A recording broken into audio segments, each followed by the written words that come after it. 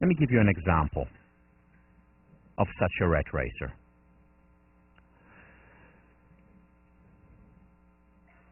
The person,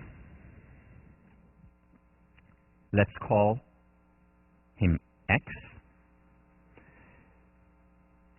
goes to school, goes to elementary school.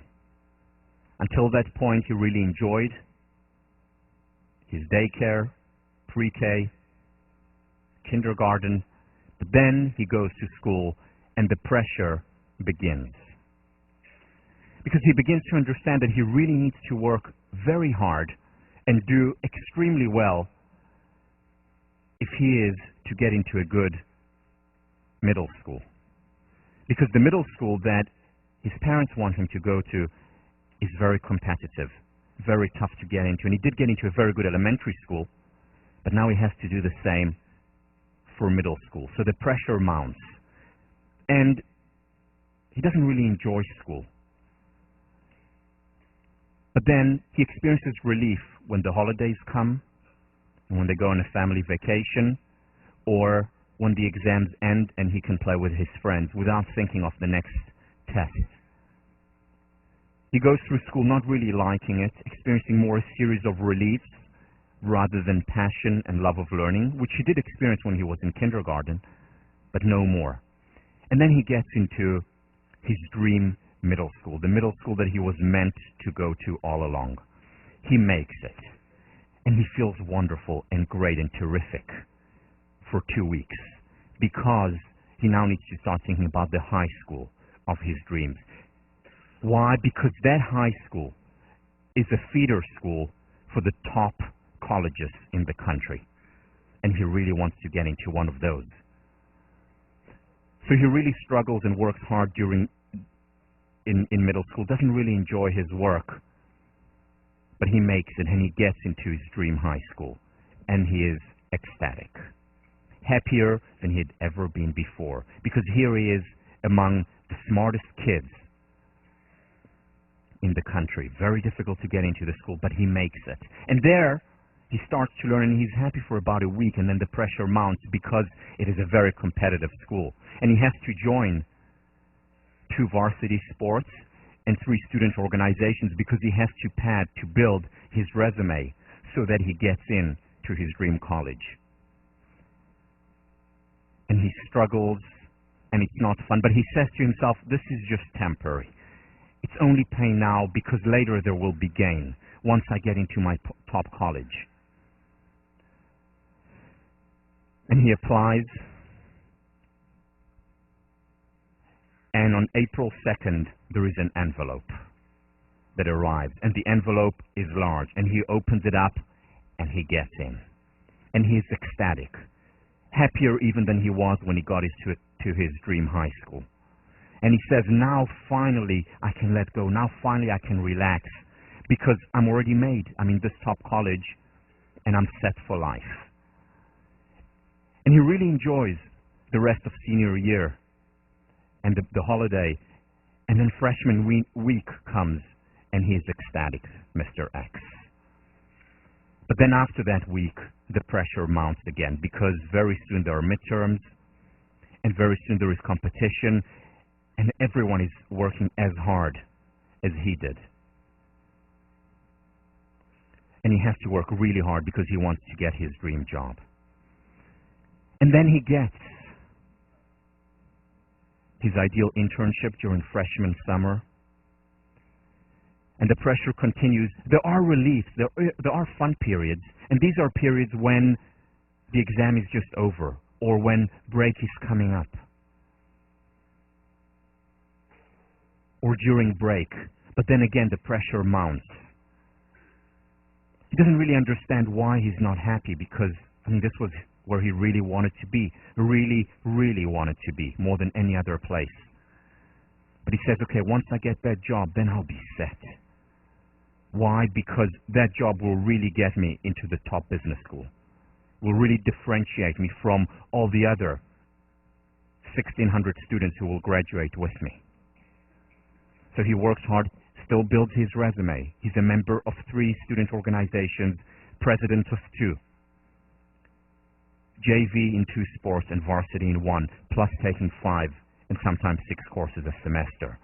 Why? Because it's tough, it's competitive, and it's the survival of the fittest, and no pain, no gain. Senior year finally comes, and there is pressure, but then he gets his job. He's happy. This is exactly what he wanted. This is exactly what he envisioned. And now he's happy. And then comes August 3rd, which is the date when he starts his actual work. And he goes to work, and everyone around him is a graduate of top universities, top places. He feels on top of the world. And he's happy for 2 weeks. Because after 2 weeks, he realized that there is a lot of pressure here, actually much more than there was in college. And he can't have time for those long leisurely dinners in the dining hall. He's working 80 to 90 hours a week and not really enjoying it, but he'll make it. He'll get there. He'll do well, get a good recommendation for business school. And then after business school, get his real dream job, and then he can enjoy himself. And he gets into his top business school choice, and then he gets his top job. And in his job, as an associate, he's really happy. In fact, he can't believe his good fortune. He's making a lot of money. Those student debts that looked so serious and overbearing only 3 years ago are now paid in an instant. He feels good. He has a nice apartment. And he becomes an associate, and he's ecstatic. He's happy. I finally made it. But a month goes by, and the knot returns. Because he's only an associate, he now really, really wants to make a partner. But once he is partner, once he gets the so-called tenure of the business world, then he'll be all set. And he works hard, he struggles, he doesn't really enjoy his work, but he says, just another push, a little bit more pain, and then the real gain. And after 5 years of pushing hard, he makes it. And he becomes a partner. In fact, one of the youngest partners in the history of the organization. And he's ecstatic, and he takes a long break and comes back after the break all motivated, because now he's an owner, part owner of this great, prestigious organization. And by now he has a family already, and he buys a huge house in one of the suburbs of the city, expensive, but he bought it easily. And he buys a luxury car. In fact, he has a driver by now, and he feels on top of the world. And he feels great for 3 months. And then the pressure returns, because he's only a junior partner. Can he make the senior partnership? Is it possible? Well, only if he really works hard, because few people make it that high up in the pyramid. It's getting tougher. But he'll make it. So he struggles and suffers, and it's not fun. But he makes it. No pain, no gain.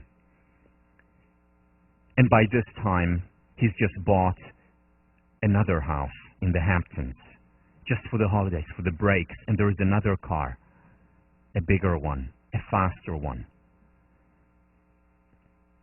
And now he says, I can finally relax. And he does relax for 2.5 months.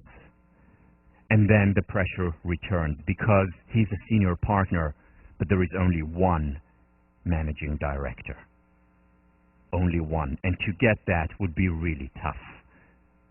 But he's determined to do it. He's been a star until now. There is no reason to stop now.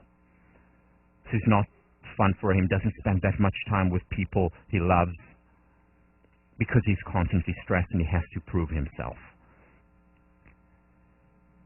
And for 7 long years, while there is material affluence, for those 7 years, there is time poverty, time famine.